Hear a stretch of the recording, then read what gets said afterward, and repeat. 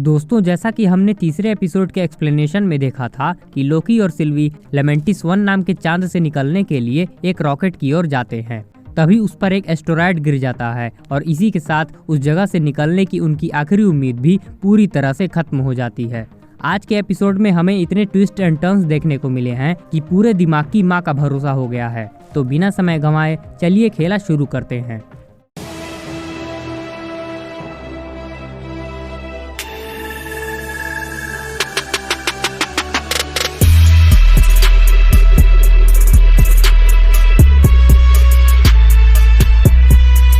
शुरुआत में हमें सिल्वी का बचपन दिखाया जाता है, जहां हम देखते हैं कि उसे पकड़कर टीवीए के ऑफिस में लाया जाता है। यहां अभी पूरी तरह से यह नहीं क्लियर हो पाया है कि आखिर टीवीए सिल्वी को मारना क्यों चाहता है। इसकी मेन वजह अभी तक साफ नहीं हो पाई है। मौका पाकर सिल्वी वहां से भाग जाती है और तभी से टीवीए उसके पीछे हाथ धोकर पड़ा हुआ है। अगले सीन में हम देखते हैं कि लोकी और सिल्वी प्लेनेट के नष्ट होने का नजारा देख रहे होते हैं। तभी टीवीए वाले उनकी लोकेशन का पता लगा लेते हैं, क्योंकि लोकी ने उन्हें पहले ही बता दिया था कि सिल्वी केवल एपोकैलिप्टिक इवेंट्स में ही छिपती है। उन दोनों को पकड़कर टीवीए में लाया जाता है और अलग अलग जगह पर नजर बंद कर दिया जाता है। लेकिन किसी तरह वो कुछ टीवीए एजेंट्स को यह यकीन दिलाने में कामयाब हो जाते हैं कि टीवीए एक फ्रॉड है। वहाँ काम करने वाले सारे लोग वेरिएंट्स हैं। यह जानने के बाद टीवीए में बगावत शुरू हो जाती है, जो हमें टाइम कीपर्स तक लेकर जाती है। वहाँ पता चलता है कि वो भी फेक हैं। टीवीए का असली मास्टरमाइंड कोई और ही है। तभी लोकी वहाँ से डिसमेंटल कर दिया जाता है और वो किसी दूसरे टाइमलाइन में टेलीपोर्ट हो जाता है, जहाँ पर हमें उसके और भी कई सारे वेरिएंट्स देखने को मिलते हैं। अब आइए एक एक सीन के बारे में डिटेल में बात करते हैं। आज तक जब भी हमें एसगार्ड देखने को मिला है तो उसे सिर्फ फ्रंट से ही दिखाया जाता था, जिसमें ज्यादातर रेनबो ब्रिज कॉमन रहता था। लेकिन सिल्वी का पास्ट दिखाने के लिए हमें पहली बार एसगार्ड का पीछे का हिस्सा देखने को मिला है। अब ये कोई बड़ी बात तो नहीं है, लेकिन बैक स्टोरी को बैक साइड से दिखाने वाला कॉन्सेप्ट काफी ज्यादा अट्रैक्टिव लगता है। जब सिल्वी अपने पास्ट के बारे में बताती है तो यहाँ हमें वैल्कैरी का रेफरेंस भी देखने को मिलता है। तो इसकी उम्मीद काफी ज्यादा है कि फ्यूचर में हमें सिल्वी और वैल्कैरी का क्रॉसओवर भी देखने को मिल सकता है।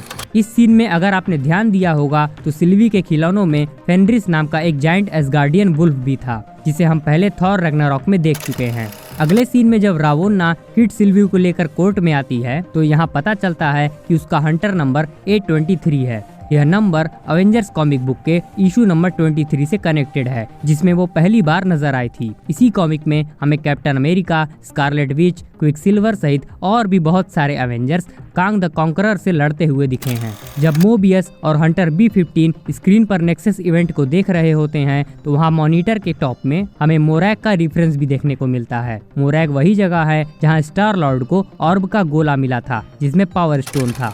लोकी और सिल्वी का यह कन्वर्सेशन यह साफ इशारा कर रहा है कि लोकी अमर है, कभी मरेगा ही नहीं। वो कहीं ना कहीं किसी न किसी टाइमलाइन या डायमेंशन में जिंदा रहेगा। एक सीन में मोबियस लोकी को पकड़कर टाइम थिएटर 25 की ओर ले जाता है। इसका connection journey into mystery comic book के इशू नंबर 25 से हो सकता है, जहां एलियंस इंसानों की यादों को मिटाकर उन्हें अपना गुलाम बनाते हैं। और अगर आपको पता ना हो तो बता दें, ये वही कॉमिक है जिसमें थॉर और लोकी पहली बार नजर आए थे। ठीक इसके अपोजिट सिल्वी को टाइम थिएटर 47 में ले जाया जाता है और ये नंबर व्हाट इफ के इशू नंबर 47 से कनेक्टेड हो सकता है, जहां हमें यह देखने को मिला है कि क्या होता अगर थॉर का हथौड़ा लोकी को मिला होता। हालांकि इसके बारे में हमें व्हाट इफ के दूसरे सीजन में देखने को मिल सकता है। यहाँ हमें फिर से फ्रैंकलिन डी रूजवेल्ट के हाई स्कूल के पेन का रेफरेंस देखने को मिला है। आई थिंक हो सकता है कि ये मोबियस का इनाम हो जो उसे असली जिंदगी में मिला हो, यानी टीवीए में आने से पहले। वैसे इतना तो कंफर्म हो गया है कि इस फोटो में जो जेट स्कीज कर रहा है वो कोई और नहीं, खुद मोबियस ही है। एक सीन में मोबियस बताता है कि टीवीए ने बहुत सी क्री, टाइटन्स और वैम्पायर्स का एनकाउंटर किया है।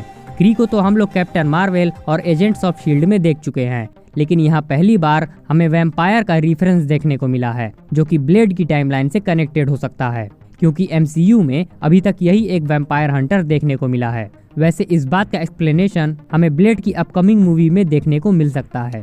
जब रावोन्ना सिल्वी के स्वार्ड को उसकी दूसरी ट्रॉफीज के बगल में रखती है तो वहाँ पर हमें हेलमेट भी देखने को मिलता है और हमें यह बात एपिसोड के शुरुआत में ही बताई गई है कि सिल्वी भी एक वेरिएंट है, तो इसके चांसेस काफी ज्यादा हैं कि वो हेलमेट सिल्वी का ही हो सकता है।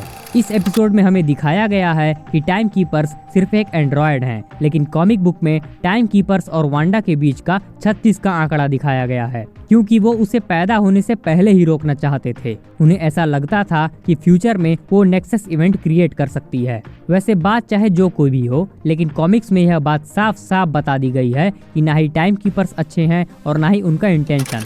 एंड्रॉयड वर्ड का रेफरेंस हमें इससे पहले the falcon and the winter soldier में देखने को मिला था, जब सैम कहता है कि जब भी उनकी लड़ाई होती है तो दुश्मन एंड्रॉयड, एलियन और विजार्ड में से ही कोई एक होता है। यह सीन इस बात का प्रूफ है कि कर्मा इज ए बिच, जैसा करोगे वैसा भरोगे। सीरीज के पहले पोस्ट क्रेडिट सीन में हमें लोकी के 4 और अल्टरनेटिव देखने को मिलते हैं, क्लासिक लोकी, किड लोकी, बोस्टेड लोकी और क्रोकोडाइल लोकी। इनमें से एक लोकी के हाथ में एक हथौड़ा है, जो कि what if comic book series का वो रेफरेंस हो सकता है कि आखिर क्या होगा अगर थॉर का हथौड़ा लोकी को मिल गया होता। किड लोकी को इससे पहले हम young Avengers comic book series में देख चुके हैं, जिसमें वांडा के दोनों बेटे बिली और टॉमी मैक्सिमॉफ भी हैं। इन तीनों लोकी के ठीक पीछे हमें एवेंजर्स का बर्बाद हो चुका टावर भी देखने को मिलता है। अब ये किस टाइमलाइन का है इसका पता तो 5वें एपिसोड में ही चलेगा। साथ ही TVA के असली क्रिएटर के बारे में भी पता चलेगा। यह जानने के लिए हमारे साथ बने रहिए। तो इस एक्सप्लेनेशन वीडियो को लेकर आपके क्या विचार हैं उसे हमसे कमेंट बॉक्स में जरूर शेयर करिएगा। मिलते हैं 5वें एपिसोड के एक्सप्लेनेशन में। जय हिंद, जय श्री राम।